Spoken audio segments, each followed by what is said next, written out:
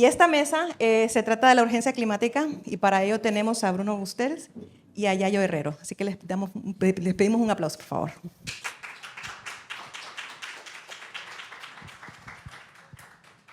Bueno, muchas gracias. Me da muchísimo gusto que estén aquí con nosotros para platicar con Yayo Herrero. Ella es una de las autoridades máximas sobre cuestiones de ecofeminismo, ecosocialismo y políticas del cuidado. Formada en antropología social y cultural, ingeniería técnica y agrícola y educación, es la autora de múltiples libros y un sinfín de artículos y ensayos en revistas tanto académicas como para el público en general. Entre tales títulos quisiera destacar los siguientes libros recientes. Los 5 elementos, ¿no? Una cartilla de alfabetización ecológica del 2021, ya en su 3ª edición este año. Ausencias y extravíos. Educar para la sostenibilidad de la vida, una mirada ecofeminista a la educación, 2022. Y hace unos cuantos meses, en diálogo con la pensadora feminista argentina Verónica Gago, Ecofeminismos, la sostenibilidad de la vida, de 2023, así como Toma de tierra, apuntes para situar la vida en el centro, también de este año. Pero además de ser una prolífica escritora, es también y quizá en primer lugar una voz militante, activista en Ecologistas en Acción. Hoy entonces conversaremos con ella sobre la cuestión impostergable del cambio climático. Bueno, Yayo, muchas gracias por acompañarnos aquí en la FIL de Nueva York y bienvenida a la Casa Hispánica, nuestra casa que también ahora es tu casa. Quisiera empezar preguntándote sobre tu camino personal al ecofeminismo y tu trabajo en Ecologistas en Acción. Quizá nos podrías hablar un poco más de tu trayectoria y también cómo llegaste al ecofeminismo y cuál ha sido en ese sentido la interacción o el diálogo entre activismo y pensamiento crítico, que es un poco el tema de esta mesa. Y les pido una disculpa, también teníamos la idea de también tener varias mesas de pensamiento crítico. Por cuestiones presupuestarias no pudimos traer a toda la gente que habíamos pensado, pero la presencia de Yayo compensa ampliamente la ausencia de otros compañeros y compañeras que ojalá podamos traer el año que viene. Entonces, si nos pudieras hablar un poco de tu trayectoria y de tu camino al activismo y al pensamiento en torno al ecofeminismo. Bueno, muy buenas tardes a todos y a todas. Quiero empezar agradeciendo la invitación a la organización de la feria, también al propio Ministerio de Cultura del Gobierno de España, con quien llevo compartiendo estos días. Y muchas gracias, Bruno, a ti por esta presentación y por acompañarme en el diálogo, ¿no? Bueno, pues si os cuento un poco la historia de mi vida, ¿no? Que es un poco yo tengo 58 años y nací en la ciudad de Madrid y bueno, mi padre murió cuando soy la mayor de 5 hermanos. Mi padre murió cuando nosotros éramos pequeños y mi madre quedó con todos nosotros. Ella en aquel momento no trabajaba fuera de casa, trabajaba como trabajan muchas mujeres dentro de la casa, sosteniendo la vida. Pero bueno, pues en aquel momento hubo una dificultad grande, ya tuvo que buscar un empleo, en fin, estas cosas que pasan cuando de repente se produce una situación de viudez y de orfandad rápida, ¿no? Para mí aquel fue un primer toque que luego marcó mucho mi activismo militante, que fue de repente adquirir con 14 años y de forma muy rápida la conciencia de clase, ¿no?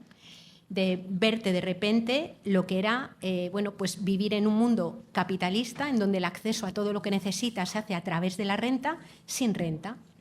Entonces, ahí hay un primer elemento que a mí me sensibiliza enormemente y me encamina un poco al tema de los activismos, ¿no? Cuando fui a la universidad, lo primero que estudié fue una ingeniería agronómica.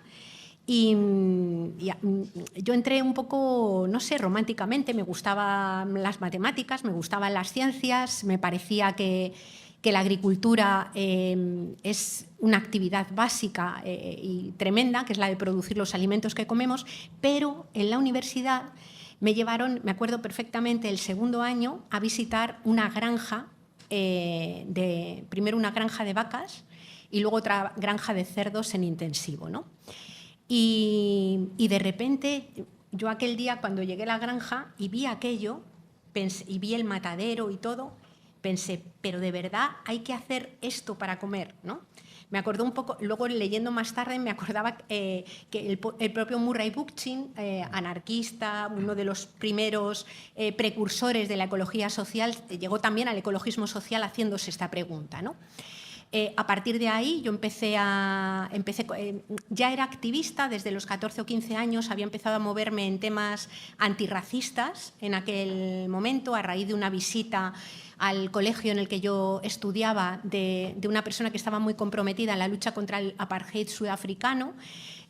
Estaba ahí activa y empecé a ser activista en el movimiento ecologista, ¿no?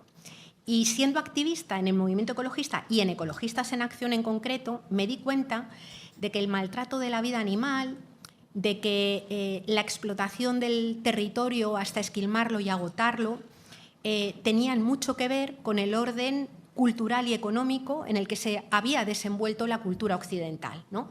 Es decir, que no era extraño que en una cultura que se había formado despegándose de la tierra y de los cuerpos, hubiera nacido una forma de entender la economía, la capitalista, que se basaba en la expansión, en la falta de reconocimiento de los límites y en la conversión de cualquier vida o de cualquier mineral en pura mercancía o en pura materia prima. Y de todo aquello que no podía ser materia prima en puro descarte, en puro residuo, ¿no? Por tanto, acompañada, como siempre, de compañeros y compañeras de la organización, me fui formando, fui aprendiendo y ya el remate y la llegada al ecofeminismo fue, me acuerdo perfectamente, la lectura de un texto maravilloso de una mujer catalana que se llama Ana Bosch, que fue la primera ecofeminista que yo leí, ¿no?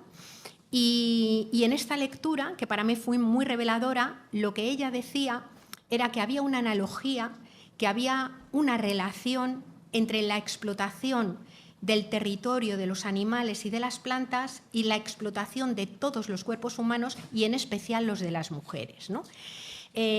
A partir de ese diálogo entre aquella primera mirada ecofeminista, que a mí luego me pareció un poquito esencialista, pero que fue la que a mí me hizo despertar, pues fui leyendo muchas cosas de economía feminista y muchas cosas de las compañeras muchas veces muy silenciadas, fundamentalmente latinoamericanas, que a partir de la crítica decolonial hacían entraban también a comprender por qué una cultura que se autodenomina sociedad del conocimiento, sin embargo, era una cultura que a la vez degradaba y destruía las condiciones de vida, ¿no? Y para mí el ecofeminismo, la mirada feminista, fue como una especie de círculo que de repente se completa y empiezas a mirar el mundo pues, con otros ojos distintos y a entender las cosas de otro modo, ¿no? Sí, en el libro con Vero Gago pones ecofeminismos en plural. ¿En qué están pensando? O sea, ¿hay una pluralidad de ecofeminismos? ¿Hay tensiones, quizá incluso tendencias contradictorias o antagónicas dentro de un ecofeminismo más en general? ¿Por qué ponerlo en plural? Bueno, yo creo que en realidad pasa con prácticamente cualquier movimiento social, ¿no? Es decir, son los ecologismos, los feminismos y los ecofeminismos, y yo creo que conviene ponerlos en plural porque hay diferentes maneras de afrontar los problemas y de comprenderlos, ¿no? Dentro de las miradas ecofeministas suele decir el canon, digamos, apoyándonos, por ejemplo, en Alicia Puleo, que es una filósofa de la Universidad de Valladolid. Ella es argentina, pero lleva mucho tiempo en la Universidad de Valladolid. Ella es una mujer que hace una categorización de los ecofeminismos desde su propia perspectiva, que es una perspectiva, digamos, de mujer ilustrada, ¿no? Ella se ancla y se apoya mucho en la modernidad, es muy defensora de la modernidad y de la ilustración, ¿no? Entonces, ella suele distinguir los ecofeminismos y habla de un ecofeminismo que denomina esencialista, que es un ecofeminismo que viene a decir que las mujeres esencialmente, por naturaleza, están más cerca de comprender cómo funciona la trama de la vida, ¿no? Es un ecofeminismo casi ontológicamente conectado con la tierra, considera a las mujeres conectadas con la tierra, mientras que por el contrario considera que la masculinidad es una masculinidad agresiva, antiecológica, destructiva y demás, ¿no? En ese ecofeminismo hubo representantes sobre todo del mundo anglosajón y una teología, en mi opinión, de raíces más calvinistas o más protestantes, ¿no?, que de alguna manera marcan mucho esa mirada ecofeminista. Una segunda rama que considera Alicia Puleo que existe son los ecofeminismos críticos o constructivistas, que dicen que si en la mayor parte del mundo las mujeres están más próximas a los procesos de defensa de la tierra y de la vida, no es tanto por esencia, sino porque es el rol que el patriarcado ha obligado a jugar a lo largo del tiempo a las mujeres, ¿no? Ella es crítica entonces no con la masculinidad en su conjunto, sino con la masculinidad hegemónica dentro de la sociedad patriarcal, es decir, con la masculinidad construida en términos patriarcales, ¿no? Ella también habla de unos ecofeminismos espiritualistas, dice, en donde engloba a pensadoras como Vandana Shiva, que parten, digamos, de miradas culturales mucho más biocéntricas, que no parten de esa fractura que hay en Occidente entre cultura y la naturaleza, ¿no? Cuando miras, esta, digamos, es la categorización que se hace desde la mirada occidental y desde una mirada de la modernidad. Cuando nos vamos a América Latina, nos encontramos con que hay compañeras que hablan y categorizan de otra manera, ni siquiera llaman ecofeminismos a las luchas en defensa de la tierra, sino que hablan más bien de feminismos comunitarios, hablan más bien de feminismos territoriales o incluso de imaginarios ecofeministas, ¿no? Lo digo porque muchas veces la hegemonía occidental hace que las epistemologías también y las divisiones estén muy creadas desde esa perspectiva, y las mujeres, mayoritariamente mujeres, que en la India, en África o en Abya Yala, en América Latina, han venido de alguna manera construyendo un imaginario ecofeminista, tienen otras genealogías diferentes, ¿no? Todos los ecofeminismos que yo conozco, todos ellos, sí que comparten una profunda crítica al modelo de desarrollo propio de las sociedades occidentales construidas con criterios capitalistas. Y cuando hablo de criterios capitalistas me refiero también a los capitalismos de Estado, por ejemplo, de China, o lo que se puso en marcha en los países llamados del socialismo real, ¿no? Modelos de desarrollo basados en la extracción de cantidades enormes de bienes de la tierra, en la generación ingente de residuos, ¿no? Y modelos que se han construido a partir de una fractura cultural entre los seres humanos y la tierra, y entre los seres humanos y los propios cuerpos, ¿no? No diría que son antagónicos, porque cuando te vas al territorio, o sea, cuando no estás en el ámbito académico de escribir los artículos y tener que categorizar, y te vas al territorio en donde se defiende realmente la vida y defiendes un bosque o un humedal o un territorio ancestral, te encuentras con que representantes de todos esos ecofeminismos pueden construir la lucha juntas sin ningún tipo de problema, ¿no? Y cuál, como mencionaste, que sobre todo lo que comparten es esa crítica al modelo de progreso y desarrollo capitalista, ¿cuáles serían las posibilidades de diálogo entre ecofeminismo y ecosocialismo? Porque también hay un intento de criticar el socialismo realmente existente en términos ecológicos, ¿no? Yo creo que precisamente por ahí va un poco el enganche y la vía de acuerdo, ¿no?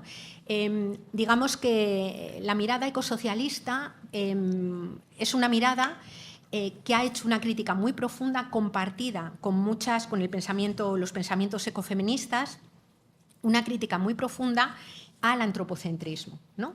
Al hecho de haber concebido una cultura en la cual los seres humanos se autoconciben como por encima y por fuera de la naturaleza. Es una cultura que considera que un ser humano no es parte de la trama de la vida, por así decir, y por tanto ha terminado generando una forma de entender la ciencia, la política y la economía que mira a la Tierra desde la exterioridad, desde la superioridad y desde la instrumentalidad, como si no fuéramos parte de la trama de la vida de la que, sin embargo, formamos parte, ¿no? La mirada ecofeminista coincide plenamente con este análisis, pero luego le da una vuelta de tuerca y hace también una crítica al propio ecosocialismo diciendo, ojo, no es un problema solamente de antropocentrismo, sino también de androcentrismo, ¿no? Se dicen, no es solamente que los seres humanos no se conciban como ecodependientes, sino que los seres humanos, además, el sujeto patriarcal, el sujeto que se ha considerado como universal, es un sujeto que ha alimentado una especie de fantasía de la individualidad. Se percibe a sí mismo como aislado, como independiente, y se ha construido incluso una idea muy extendida de individuo autónomo, cuando en realidad cualquier sujeto es un sujeto vulnerable e inherentemente dependiente e interdependiente, ¿no? Lo que quiero decir es que la vida humana es una vida necesitada. Necesitamos alimentos, vivienda, una mínima energía, agua y también cuidados a lo largo de toda nuestra existencia y sobre todo en algunos momentos del ciclo vital. Es decir, una criatura recién nacida no sobrevive si nadie la cuida. Una persona mayor, y yo creo que lo hemos visto de una forma muy abrupta y quizás dolorosa durante la pandemia del coronavirus, es decir, hay muchas personas mayores en sociedades en donde se alcanza afortunadamente altas esperanzas de vida, que no pueden ni levantarse, ni acostarse, ni asearse, ni salir a la calle, ni nada. Ellas solas vuelven a necesitar gente, ¿no? O en los momentos de enfermedad, o las personas diversas funcionales, según cuál sea la diversidad funcional, también pueden necesitar ese acompañamiento. Lo que quiero decir con esto es que no hay ni un solo ser humano que pueda considerarse a sí mismo independiente. Si la vida humana se mantiene, es porque se da en una serie de relaciones de interdependencia que si no existen o no están, la vida o no se mantiene o es precaria, ¿no? Las sociedades patriarcales han alimentado esa fantasía de la individualidad y han concebido una especie de sujeto político que se considera a sí mismo emancipado de la tierra y de sus límites, emancipado de su propio cuerpo como si no necesitara cuidados y emancipado del resto de las personas, ¿no? Y esa falsa triple emancipación, es decir, que haya personas que vivan como si eso fuera posible, solamente se da porque fuera de la política, fuera de la visibilidad de la política y de la economía, hay animales, plantas, microorganismos, territorios, minerales y muchas personas, sujetos colonizados y muchas mujeres que se ocupan cotidianamente de sostener la vida. No porque les guste hacerlo, no porque estén mejor dotadas genéticamente para hacerlo, sino porque las sociedades patriarcales imponen ese rol, ¿no? Entonces, esa es la vuelta de tuerca que le da el ecofeminismo al ecosocialismo, ¿no? Que él dice, somos seres ecodependientes, pero también interdependientes. Y, por tanto, para que la vida se sostenga y se sostenga con dignidad, hace falta construir sociedades en donde lo que se pone en el centro es la propia vida, donde la prioridad es garantizar condiciones de existencia en el marco de un planeta que tiene límites físicos y siendo conscientes de que en nuestros cuerpos vulnerables hay que hacerse cargo de ellos, que unas personas nos tenemos que hacer cargo de otras, ¿no? Por ahí va un poco el tema. Bueno, me gustaría quizá, bueno, alguna parte dijiste, creo que en una entrevista que lo más importante es como aterrizar, ¿no? Aterrizar el debate también en el cuerpo, pero también en el contexto concreto, en este caso la historia reciente de España. En un capítulo para el libro colectivo sobre España después del 15M y el movimiento de los indignados, dices que la amplia movilización de la gente en la calle y el surgimiento de Podemos, ¿no? Como instrumento que pretendía o trataba de representar esa movilización, no lograron cambiar estructuralmente la sociedad y la economía, que han declarado una guerra contra la vida. Y en particular dices que esos movimientos y el partido que buscó representarlos no fueron capaces de formular propuestas para responder a la crisis ecológica, ¿no? Y sobre todo las cuestiones de la reproducción social que realmente no fueron tocadas en lo más profundo. ¿Nos puedes explicar un poco más cuál es tu posición ahora, que sea retrospectivamente, sobre ese momento crucial en la historia reciente de España? Sí.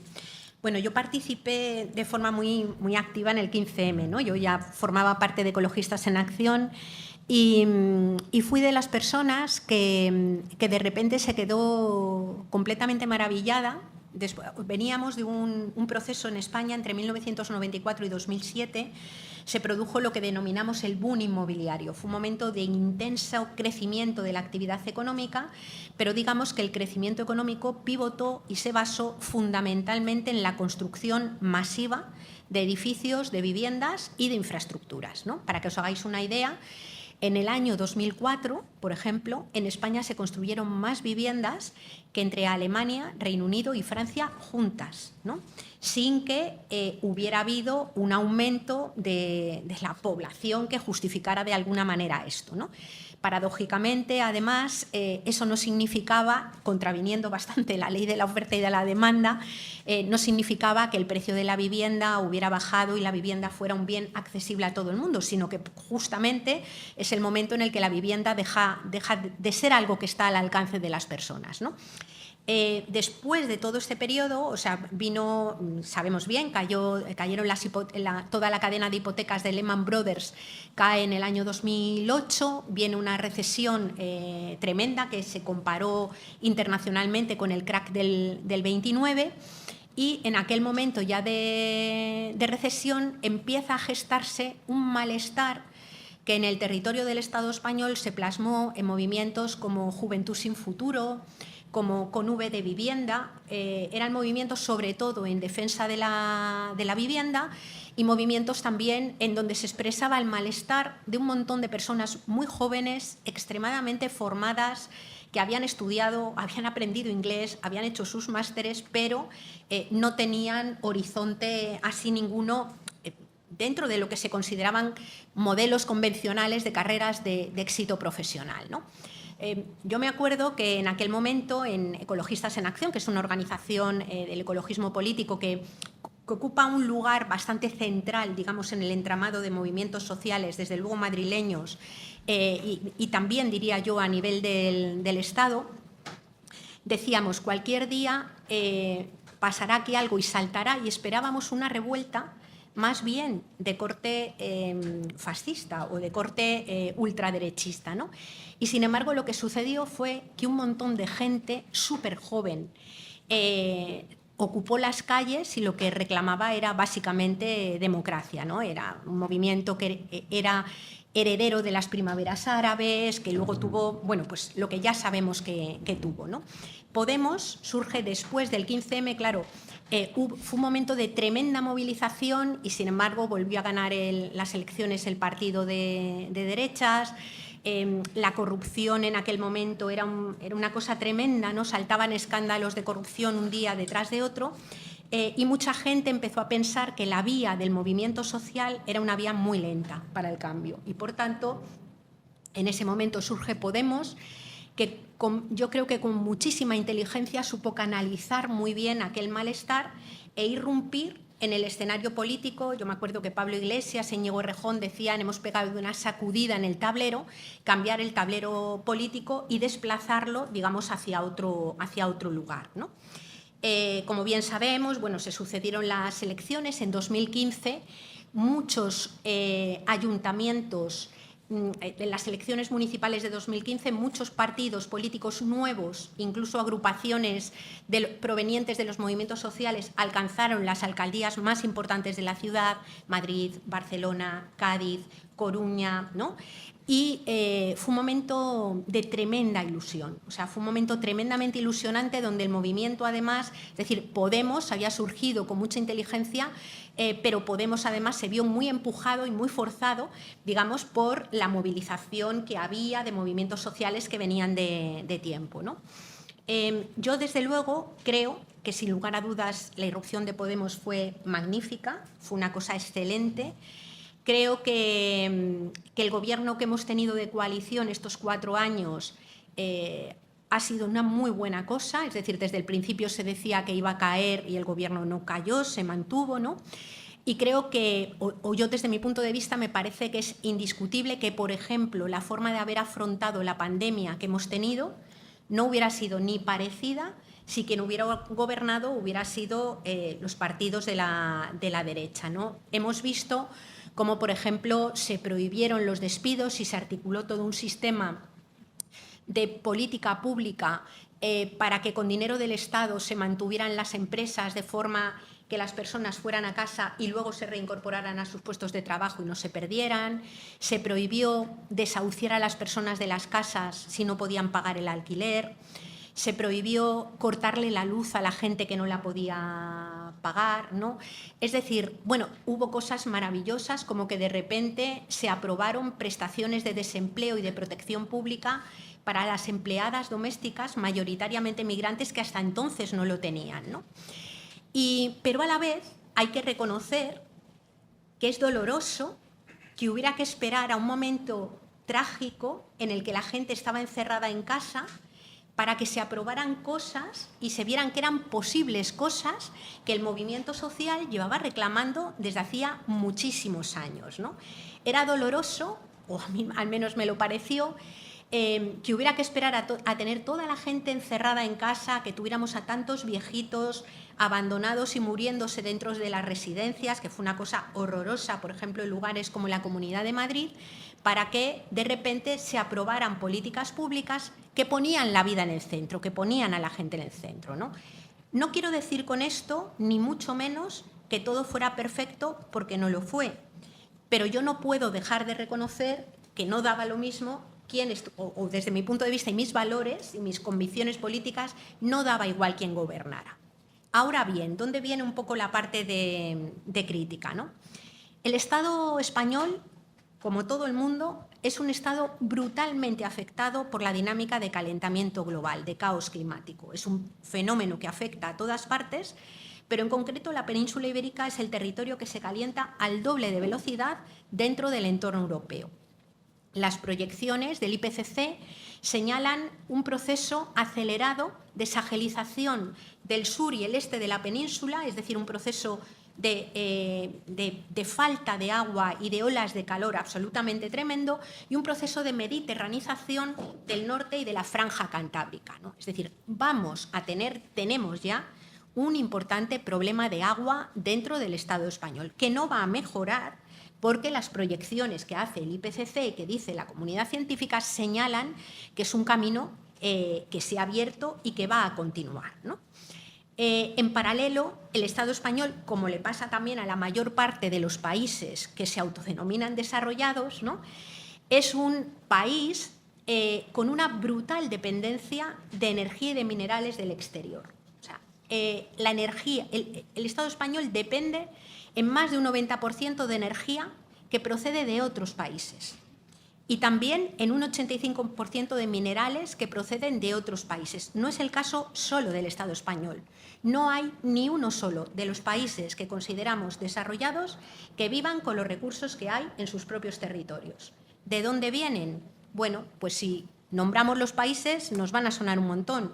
Siria, Libia, Irán, Irak, Venezuela, Colombia, Ecuador, Níger, Argelia, Ucrania, Rusia, ¿no? Todos estos países que nombro tienen la característica de estar atravesados por profundos conflictos y con guerras que no digo yo que tengan como único o como principal causa ni siquiera el extractivismo o el hecho de tener minerales, pero desde luego eso está en el corazón del problema, ¿no?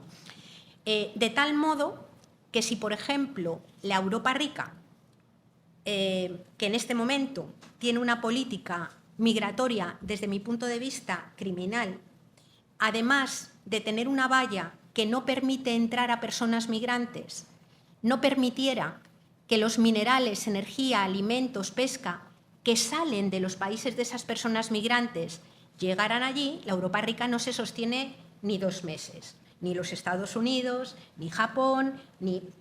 Quiero decir, tenemos el problema, como compartido con muchos otros países, de que tenemos un modelo económico que se basa en el extractivismo, que se basa en la utilización de recursos que ya no existen, que pretende seguir creciendo en el consumo de agua de una forma brutal, y es un agua que no existe, ¿no?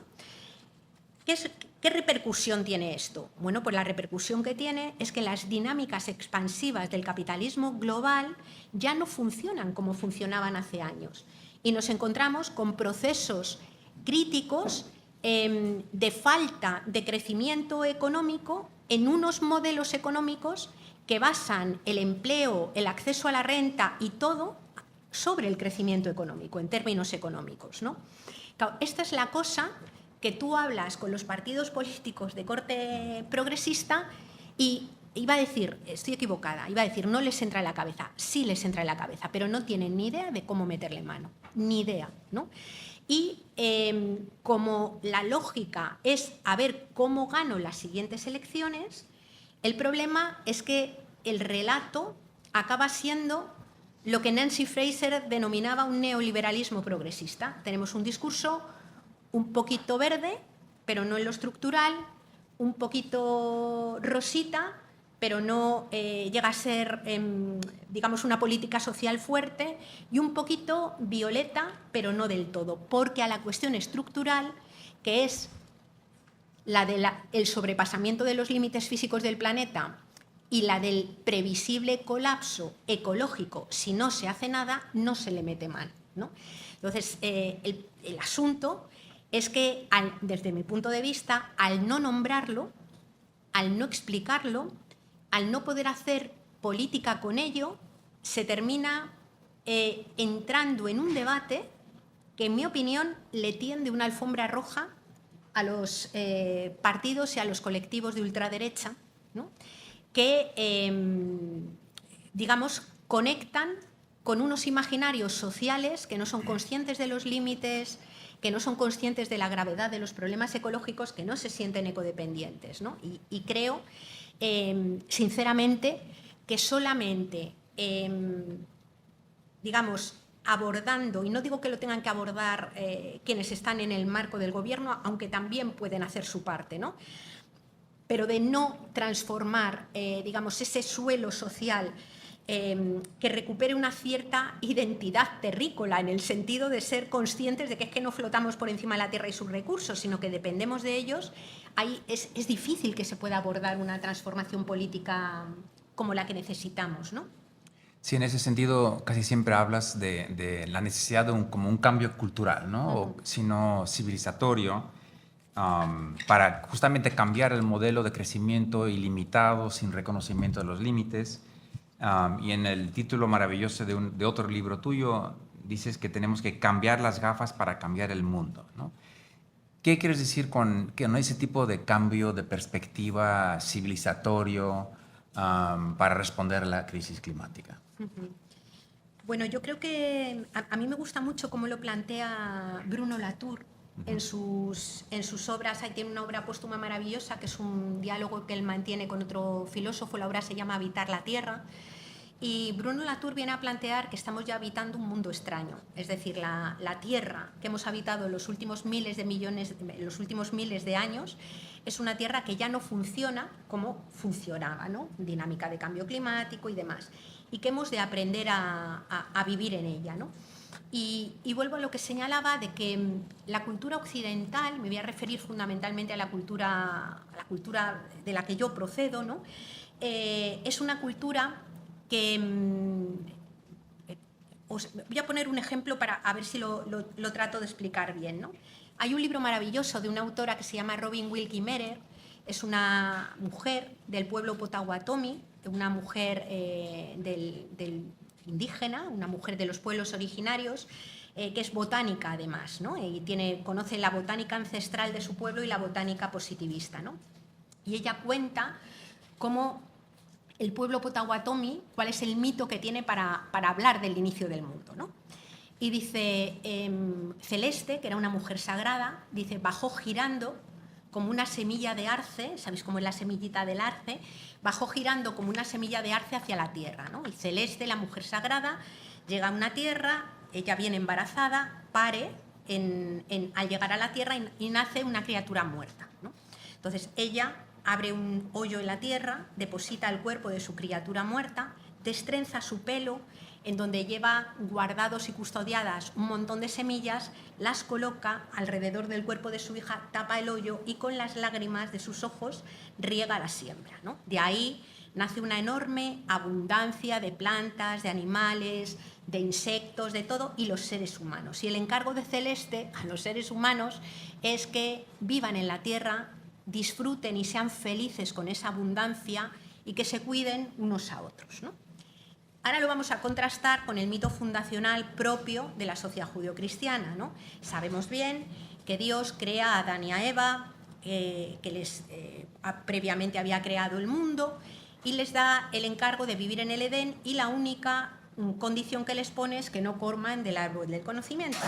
Sabemos bien que Eva se deja engatusar por una serpiente, come del fruto, engatusa a Adán, que come del fruto, y entonces lo importante que viene después es que llega Dios y les castiga. Y aquí viene la clave. ¿Cómo les castiga? Les castiga expulsándoles del Edén y arrojándoles ¿a dónde? A la tierra.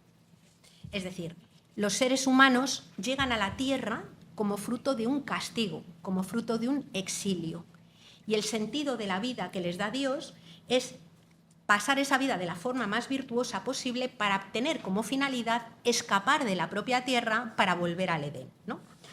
Hay una conciencia en Occidente de la vida como castigo, la vida en la tierra como castigo, como exilio forzoso, y un anhelo permanente de fuga de la propia tierra como forma emancipadora básica, ¿no? Ese anhelo yo creo que está en el corazón de nuestra cultura. Podemos pensar que es el mito judeocristiano, pero cuando Francis Bacon establece durante la modernidad el empirismo y establece el empirismo como forma de conocimiento, Francis Bacon recurre a la idea de la caída de Eva. Dice, la ciencia es lo que nos va a permitir poder escapar de esa condición humillante de exilio de la vida humana en una tierra a la que hay que arrancarle los frutos con el sudor de la frente.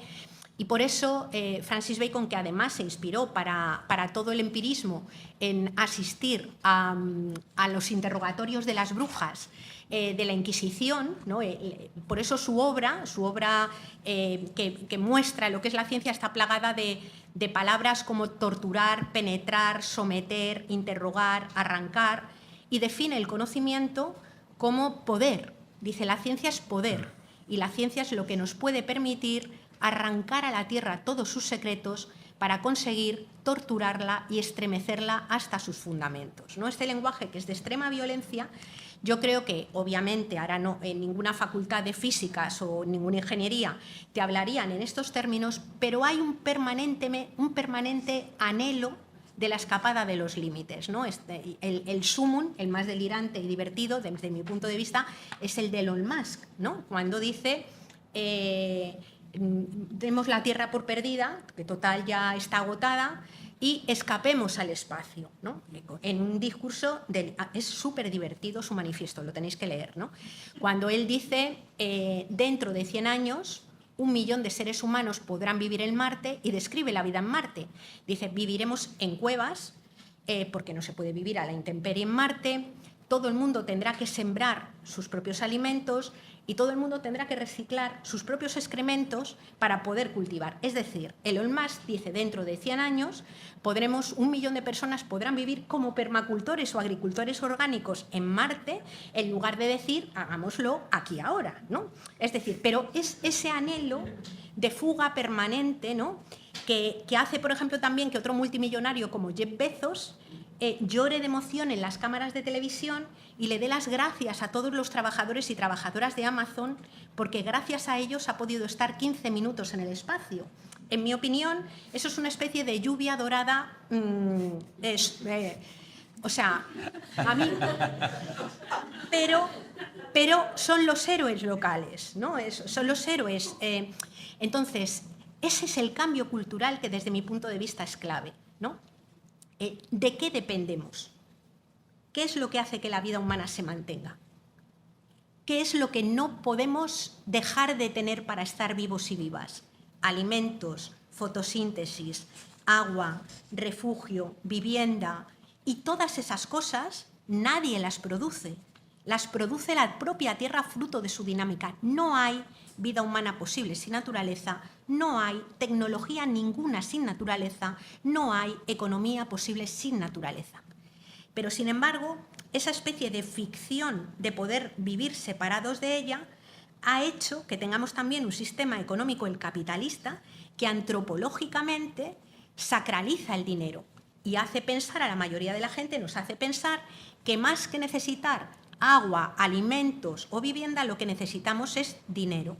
Y puesto que lo sagrado es dinero, se alimenta una especie de fundamentalismo religioso que defiende que todo merece la pena ser sacrificado si la contrapartida es que crezca el dinero. Y yo creo que ahí es donde tenemos la necesidad de importante cambio cultural, que primero tome conciencia de la radical situación de crisis que tenemos, que tome conciencia de que los seres humanos globalmente, quieran o no quieran, van a vivir con menos energía y menos minerales simplemente por una cuestión de agotamiento, y que por tanto la clave es pensar en cómo hacer eso desde la suficiencia, que es decir, que todo el mundo tenga lo suficiente como derecho y como obligación, el reparto y la redistribución y una reorientación de la política y la economía para poner en el centro la prioridad, que es que todo el mundo tenga la garantía de poder sostener vidas buenas, ¿no? Ese es el cambio cultural que a mí, por otro lado, me parece que es, que es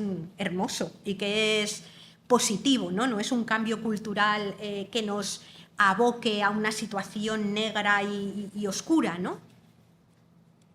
Sí, quisiera leer una frase de Los 5 elementos que un poco resume no solamente lo que acabas de decir, sino también la forma en que lo has presentado, ¿no? Escribes: siempre he entendido que mi activismo no es más que un contar historias de otro modo, desde otro lado, ¿no? Y un poquito antes dice: las historias son una mezcla de tierra, cultura y narrador, y así evolucionan de manera que una única historia puede contarse de mil maneras. Nos has mostrado cómo se puede, cuáles son los efectos de contar una historia o una ficción de otra manera, ¿no? Cambiar de mito. Quizá una de mis últimas preguntas, porque también quisiera abrir el debate al público, sería: más allá del cambio cultural, de ese cambio de chip estructural que tenemos que hacer y que para ti es una actividad de alfabetización ecológica, ¿cómo traducir ese cambio cultural en tácticas y estratégicas que de nuevo quizá nos remiten a servicios públicos, a políticas concretas? ¿Cuáles serían como las tareas más urgentes para ti para traducir ese cambio civilizatorio en una política en el aquí y ahora? Bueno, yo lo voy a plasmar en un trabajo que hemos hecho recientemente en España para las últimas elecciones generales. Bueno, se venía construyendo una especie de plataforma política que se ha denominado Sumar, ¿no? Entonces, el año pasado, la plataforma política de Sumar abrió todo un debate en el que se pretendía construir un proyecto país, y entonces organizaron 34 grupos de trabajo que encargaron a personas que estaban fuera de la política de partido político, como era mi caso, que coordinaran, ¿no? A mí me pidieron que coordinara un trabajo que era el de la transición ecológica justa, ¿no? Ya de por sí es un poco problemático que la transición ecológica justa sea la 35ª parte de cuando es el marco en realidad. O sea, que mi opinión de partida estaba mal planteado, pero como yo soy de las que quiero mirar el cambio de todo para allá y los pasos que hay que dar aquí, dije, bueno, pues por algún lugar habrá que empezar, ¿no? Hicimos un proceso político en el que han intervenido casi 200 personas, que a mí me ha encantado hacer, porque convocamos a personas, hicimos grupos de discusión con niños y niñas de entre 8 y 10 años, convocamos a personas de todos los territorios del Estado, de todos los partidos políticos, de muchos sindicatos, y solamente un 35% de la gente que participó venía del movimiento ecologista, y el otro 65% sobre todo eran personas que venían de ámbitos de mucha precariedad, ¿no? Personas que estaban en situación de quedarse sin casa, desempleadas hace mucho tiempo, personas migradas sin papeles, porque lo que me interesaba sobre todo era poder abrir un diálogo que mostrase que la cuestión ecológica no es una cuestión de gente de clase media que tiene resueltas sus necesidades vitales, sino que es una cuestión que es la única posibilidad de que aquellas personas que no tienen lo suficiente aspiren a tener una vida buena, ¿no? Bueno, el caso es que generamos un documento, que luego ha sido poco tenido en cuenta en el programa electoral, todo hay que decirlo, pero bueno, generamos un documento que definía la transición ecológica justa, que definía un poco cuáles eran sus ejes principales y planteaba una especie de proyecto de gobernanza para poder hacerlo, ¿no? La clave era actuar en dos líneas. Por un lado, la garantía de condiciones de vida digna para todas las personas. Porque si a las personas empobrecidas las fuerzas a elegir entre comer mañana o frenar el cambio climático, que todavía, aunque se estén viviendo ya sus efectos, no lo tienen, elegirán comer mañana. Entonces, hay que hacerse cargo de las necesidades de las personas y, por tanto, planteábamos la posibilidad de establecer una especie de renta básica en especie, no tanto una renta básica monetaria que se le dé a cada persona, sino la garantía de que se pueda tener una vivienda, de que se puedan tener garantizados unos alimentos sanos, suficientes y de calidad, de un mínimo suministro eléctrico, de que no te van a cortar la luz, no te van a cortar el agua siempre y cuando consumas un mínimo de agua razonable, y también garantía de cuidados. Es decir, un poco cogiendo una pirámide básica de necesidades, es decir, lo que es necesario para sostener la vida. Porque lo que es necesario para estar vivo, desde mi punto de vista, es una condición innegable a cualquier persona, porque si tú niegas el agua, niegas el alimento o niegas los cuidados, lo que te estás saltando es la sacralidad inalienable y el derecho inalienable a mantener la vida, ¿no? Y una vez con esto, a la vez, el planteamiento pasaba, en primer lugar, por hacer un ejercicio de planificación. Yo defiendo la planificación económica porque para saber a cuánto tocamos, y no hablo a cuánto tocamos en términos de renta, que un banco nacional puede dar a la churrera de hacer billetes y puede hacer lo que les dé la gana. Hablo de lo material, ¿no?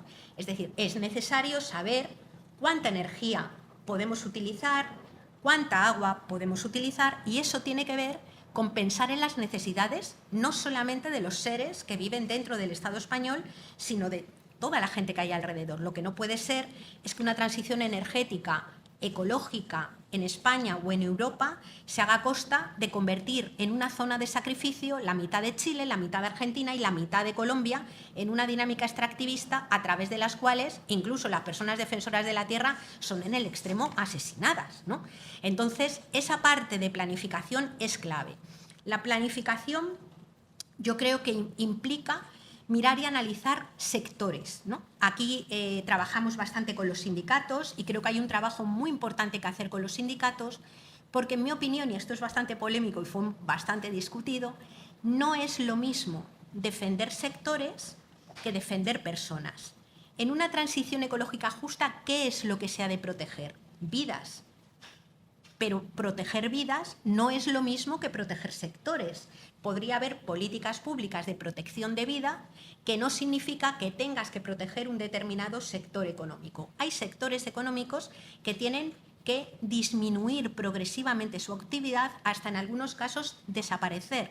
Otros que no, otros que tendrán que crecer y otros que hay que acotarlos y hay que, digamos, adecuarlos ¿a qué? A las necesidades humanas.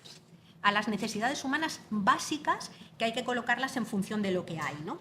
Utilizamos el marco de Kay Raworth, el de la economía del donut, la economía de la rosquilla se llamó en español, pero en algunos otros sitios ha sido traducido como la economía del donut, ¿no? Esta Kay Raworth, que es una economista que a mí me parece extremadamente interesante, lo que viene, hace un dibujo que permite pensar esto, ¿no? Ella dice: tenemos un techo ecológico que no se puede translimitar, que cuando se translimita lo que aparece es cambio climático, pérdida de biodiversidad, alteración de los ciclos naturales con sus tormentas, sus incendios, su falta de disponibilidad de agua y demás. Y dentro de ese techo ecológico tenemos que dibujar un suelo mínimo de necesidades. Entre ese suelo mínimo de necesidades y el techo ecológico hay un rosco que es el espacio en el que se puede crear vida segura para toda la humanidad. Cuando hay personas que en vez del suelo de necesidades tienen un consumo exagerado, la consecuencia es que el techo ecológico se acorta y hay un montón de gente que se nos cae por el agujero del donut, ¿no? Y lo que estamos viendo que está pasando en las fronteras que dividen el mundo enriquecido del mundo empobrecido, lo que estamos viendo es fruto de esa caída por el agujero del donut. Es decir, hay vidas, ya lo dijo incluso hasta el Papa Francisco en la encíclica de 2015, hay vidas que son vidas descartables, vidas que no importan, vidas que, como dice Judith Butler, a mí me parece que con una fuerza tremenda, vidas que no merecen la pena ser lloradas cuando se pierden. Y esa es la mayor violencia que alguien puede imaginar, que haya vidas que por considerarse que valen menos no merezcan ser lloradas cuando se pierden, ¿no? Bueno, el hecho es que articulábamos toda una propuesta, hablábamos de qué sectores, en el caso del Estado español, por ejemplo, claramente el sector del turismo ha de decrecer, y no solamente es que haya de decrecer, es que va a decrecer por las buenas o por las malas, y más vale atajarlo pronto para que no se quede tirada toda la gente que vive en ese sector, ¿no? Ya hay fechas puestas a los cierres de las centrales nucleares, pero, por ejemplo, se puede desarrollar toda una dinámica agroecológica que permita producir alimentos de calidad que vengan de lo más cerquita posible. Se puede hacer crecer de una forma tremenda todo el trabajo que tiene que ver con los bienes relacionales y el cuidado de otras personas, dignificándolos, de manera que no sean los trabajos peor pagados y las mayoritariamente mujeres que cuidan sean una especie de lumpen proletariado del que es explotado, ¿no? Y ahí hacíamos un poco toda esa propuesta. La hicimos también en otro libro que se llama La Gran Encrucijada. Ahí también hacíamos una propuesta clave, ¿no? Vamos, una propuesta concreta a nivel de política pública. Ahora bien, hay quien confronta la política pública con lo que se hace desde los movimientos sociales y las redes autoorganizadas. A mí me parece que eso es un error. ¿Por qué es opuesto? ¿Por qué no se puede desarrollar al máximo posible la autoorganización? ¿Por qué no se pueden poner en marcha miles de proyectos autoorganizados de cooperativas de consumo, de cooperativas de vivienda, de redes de producción agroecológica, de redes de cuidados compartidos, a la vez que la política pública rema en la misma dirección?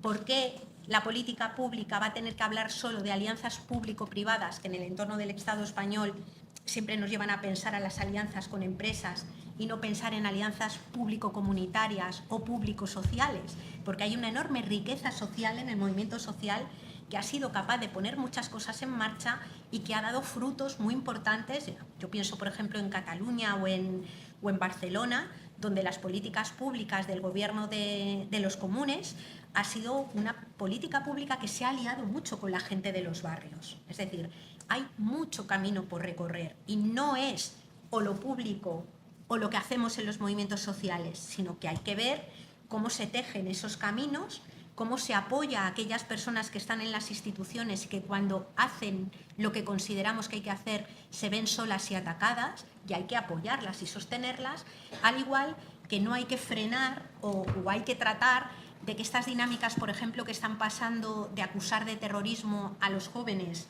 del activismo climático, ¿no? Que en la Fiscalía, por ejemplo, General del Estado español acaba de sacar un informe y se ha metido dentro del capítulo de terrorismo como una amenaza a jóvenes de 18, 19 años que son activistas por el clima y que son los jóvenes que están viviendo en la cornisa, que están solos y que están viendo cómo poder, ¿no? Es decir, de repente te encuentras con una sociedad adulta que ha sido incapaz de ir menos en coche. Es decir, gente que podría quitarse la comida de la boca para dársela a su hijo, pero ha sido incapaz de ir menos en coche, de viajar un poco menos, de comer menos carne, de ir menos lejos, ¿no? Y sin embargo, cuando estos jóvenes, a los que la comunidad científica les dice lo vais a pasar fatal, tal y como van las cosas, cuando estos jóvenes se ponen pegamento en una mano y se pegan al marco de un cuadro, o se pegan a una pista de aterrizaje, o se pegan al coche de un rico, resulta que es que decimos que son terroristas. Pero ¿qué locura es esta? Yo estoy convencida de que igual que están las piedras de las feministas en el Tate Gallery y está el cuchillo con el que se rajó la Venus del espejo para conseguir el voto para las mujeres, vamos, tendremos en el Tate Gallery botes de pegamento, estoy segura, ¿no? Más adelante. Bueno. Muchas gracias, Yayo. Hay muchísimo más que discutir, pero no quisiera cerrar sin antes pedir que quizá si hay preguntas en el público podríamos colectar algunas. Me dicen que hay poco tiempo o casi nada de tiempo, pero si podemos hacer una ronda de preguntas. Dicen que con el micrófono. Bueno, sí.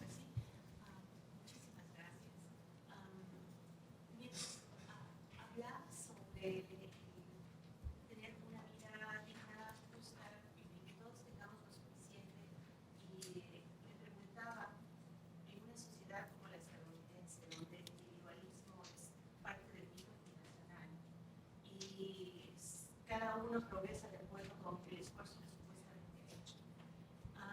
¿Qué estrategia podríamos aplicar para difundir o para ganar votos, ganar voluntades con respecto a esta construcción de una sociedad más igualitaria? Parece extremadamente difícil en un país como este. Es como si decir socialismo es una mala palabra fuera de la academia. ¿Cómo podemos convencer a las mayorías? Voy a recoger quizá un poco más, ¿no? Hay más preguntas para poder... Sí, Larry. Muchísimas gracias por su presentación tan extraordinaria y tan poderosa.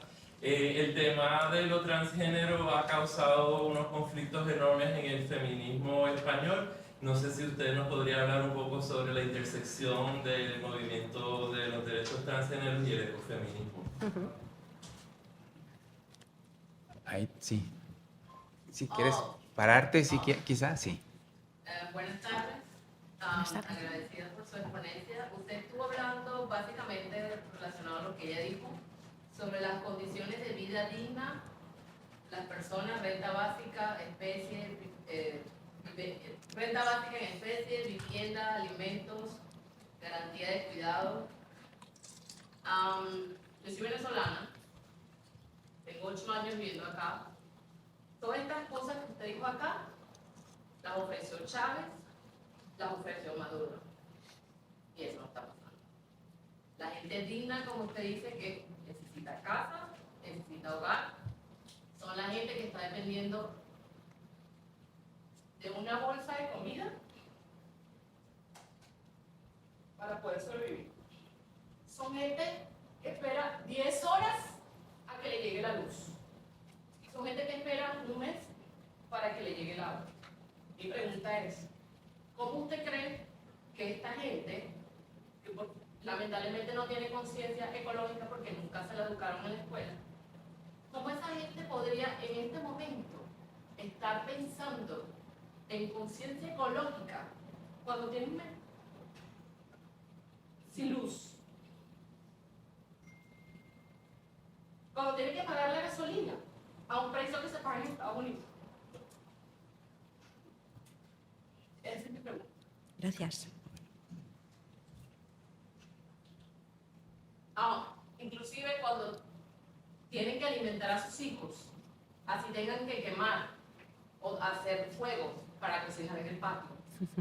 Entonces yo creo que en este momento, cuando tú tienes un hijo que está llorando por hambre, tú no tienes conciencia ecológica, tú necesitas alimentar a ese niño. Entonces, si estamos hablando de eso, del socialismo como lo llamó Chávez en el siglo XXI, ¿cuál es el socialismo? ¿Dónde está ese socialismo? Porque usted cree que toda esa gente está emigrando.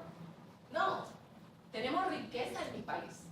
Tenemos el mejor petróleo del mundo, en primer lugar. Tenemos oro, están matando mineros, la Guardia Nacional. Tenemos el salto más alto del mundo. Tenemos riquezas, nosotros tenemos riquezas, nosotros somos ricos, no somos pobres. La pobreza está aquí, pero también está en los gobiernos que nos controlan. Que para mí no sé si es un tema patriarcal o no, pero esa es mi pregunta. Okay. ¿Cómo debemos concientizar a esa gente para que ellos aprendan lo que es sembrar su propia tierra, que lo quisieron hacer, pero no funciona? Gracias. Gracias, Elvira. ¿Voy? Bueno, empiezo un poco por lo que se planteaba sobre el individualismo en una sociedad. Perdona, que no te voy cabra. El individualismo en una sociedad, dentro de nuestra propia sociedad, la sociedad española, también viene a pasar un poco lo mismo. Es decir, que hay una conciencia tremendamente individualista y demás, ¿no? Yo no tengo una receta de cómo poder hacer. Es decir, que no sería osado por mi parte poder plantear cómo hay que hacer las cosas cuando yo llevo siendo activista pues un montón de años y estamos donde estamos, ¿no? Lo que sí que quiero decir es que incluso en sociedades que parecen absolutamente individualistas, por debajo hay muchísimas dinámicas de apoyo mutuo y de cooperación, ¿no? Yo no conozco mucho la realidad de los Estados Unidos, pero sí conozco experiencias de personas que nos han contado. Estoy convencida, por ejemplo, que durante la pandemia aquí se ha producido, igual que se ha producido en tantos lugares, dinámicas de asociaciones barriales, de gente que se ha organizado para resolver necesidades de personas o demás, ¿no? Y hay un trabajo, por ejemplo, muy interesante, que es el de Rebecca Solnit, en un libro maravilloso que se llama Paraísos en el infierno, ¿no? Que habla, por ejemplo, de lo que pasó en Nueva Orleans después del Katrina, ¿no? Mientras en Europa veíamos las imágenes, yo me acuerdo perfectamente de un montón de personas asaltando, te mostraban una y otra vez las personas que asaltaban los supermercados y los guardias o lo que fuera, pegándoles tiros, y el locutor decía, en este tipo de cosas salta lo peor del ser humano, lo que Rebecca Solnit decía, no, en un lugar donde todo ha quebrado y donde todo ha colapsado, había gente que se organizaba para sacar los alimentos de los supermercados porque era la forma de sobrevivir. Y los tiros de los guardias lo que estaban mostrando era fundamentalmente el pánico de las élites blancas, que veían de repente como un tabú, como es el de la propiedad, se veía completamente sobrepasado en un momento. O sea, lo que quiero decir con esto es que cuando analizamos la historia, yo me acuerdo del movimiento del Occupy Wall Street, cuando saltó con aquella fuerza, y luego cuando al año siguiente hubo una tremenda tormenta, hubo una explosión de autoorganización social tremenda que nació de la articulación social que se había generado en Occupy Wall Street. Es decir, que como somos seres radicalmente interdependientes y no podemos sobrevivir sin apoyo mutuo, cuando hay dificultades y cuando hay conflictos, con mucha frecuencia salen dinámicas de apoyo mutuo y de colaboración, ¿no? Entonces, eso está ahí porque es un rasgo antropológico inherente de los seres humanos. Y en mi opinión, la clave es ir trabajando, no esperar, digamos, a que en unas elecciones haya que articular el discurso para que se vote una cosa determinada, que, ojo, no le estoy quitando importancia y me parece que lo es, ¿no? Sino que creo que hay un trabajo previo de hacer, que es el trabajo de construcción de comunidad. Y por eso a mí me parece súper importante que en los barrios haya cooperativas de consumo, que en los barrios haya huertos comunitarios, no por el alimento que se vaya a producir, que a lo mejor no va a ser mucho, aunque algunas veces sí, sino porque son espacios donde se practica una especie de acupuntura social. Es una intervención pequeña en un lugar y de repente se extiende bienestar alrededor, ¿no? Entonces creo que volcar, primero, no estar solos ni solas, formar parte de algo, de lo que sea, y luego tratar de articular en lo local todo lo que podamos son formas de resiliencia social, no de resiliencia individual, apáñate tú con tu problema, y me parece que por ahí es el trabajo que deberíamos hacer, ¿no? Los ecofeminismos, hay algunas partes del pensamiento ecofeminista que han abordado la cuestión transgénero, ¿no? Y lo que yo creo que hay una parte muy interesante, y es que las miradas ecofeministas lo que vienen es a quebrar la división que la cultura occidental estableció entre cultura y naturaleza, ¿no? Y creo que desde la perspectiva transgénero hay una mirada también interesante a la hora de quebrar esas divisiones entre la cultura y la naturaleza y, por tanto, integrar de otra manera los cuerpos y las formas de vivirlos, ¿no? Pero no son muchas las ecofeministas clásicas que han trabajado sobre el tema transgénero. Es de forma más reciente que se está empezando a hacer un cierto trabajo teórico que pueda de alguna manera conformar teoría, epistemología, digamos, aunque en muchos de nuestros movimientos, o por lo menos en los que yo estoy, las personas transgénero, las personas viven sus cuerpos y sus sexualidades como les da la gana y sin ningún tipo de problema, ¿no? Es un poco el planteamiento. Y luego, con respecto a lo que estabas señalando, que me parece absolutamente clave, ¿no?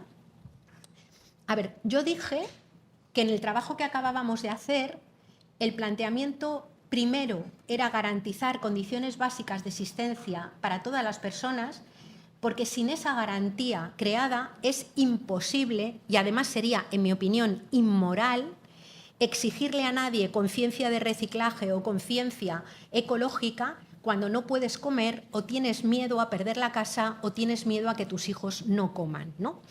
Desde una perspectiva de la ecología política, la ecología y el ecologismo no es ecologismo si no se compromete con las condiciones dignas de existencia de las personas, ¿no? Con las condiciones dignas de existencia de los niños y las niñas, de las personas más vulnerables. O sea, yo no concibo, aunque lo hay, una mirada ecológica que sea una mirada pijo-progresista, como decimos allí, y que deje desatendidas las condiciones de las personas que viven, perdona que no te estoy viendo la cara, que viven en malas condiciones y que viven empobrecidas, ¿no? ¿Qué es lo que sucede con una buena parte de los gobiernos? No es solo el gobierno de Venezuela, que me consta que ha generado un tremendo dolor y unas situaciones terriblemente duras, ¿no? Es el gobierno de España, que es un gobierno de izquierdas, son los gobiernos de montones de lugares que, por no abordar los conflictos estructurales, desde mi punto de vista, reproducen condiciones de vida y desigualdades que afectan de forma mucho más grave a quien menos tiene, ¿no? Que hay gobiernos que hablan de seguridad, de vivienda, de igualdad y de protección y no lo hacen, desde luego. Tenemos muchos y es inmoral hacerlo. ¿Que hay gobiernos que no están comprometidos con los derechos humanos? Claramente también. Y a mí me parece que precisamente lo que muestra la ecología política es que no hay proyecto socialista que sea capaz de cumplir sus promesas si para cumplirlas pretende apoyarse en el mismo modelo productivo en el que se apoya la mirada capitalista, ¿no? Es decir, porque lo que se genera es un capitalismo de Estado y lo que se generan son dinámicas corruptas que terminan sin funcionar, ¿no?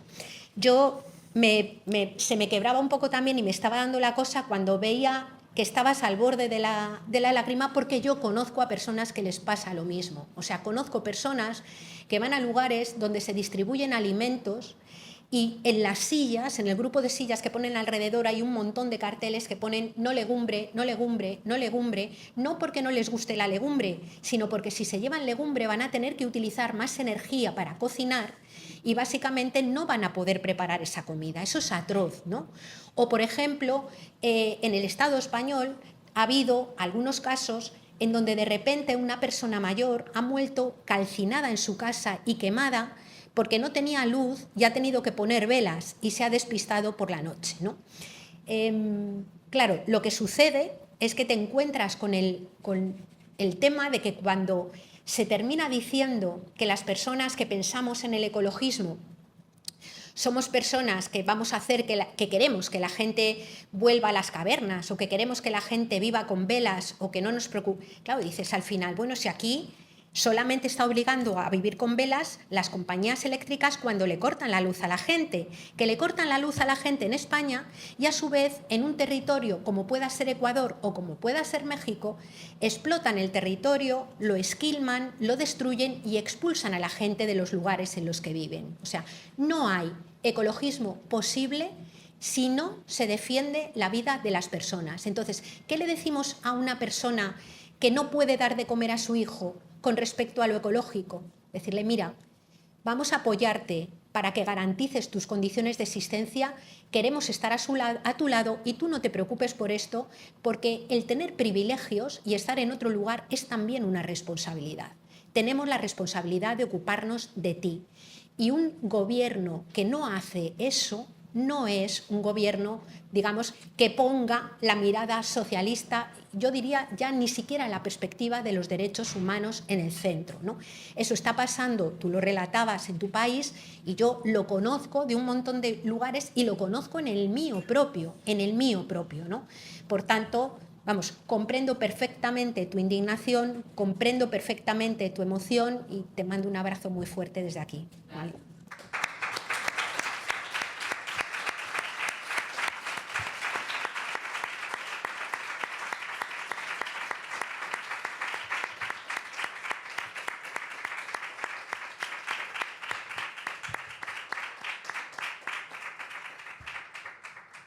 Muchísimas gracias. Nada, gracias a vosotros.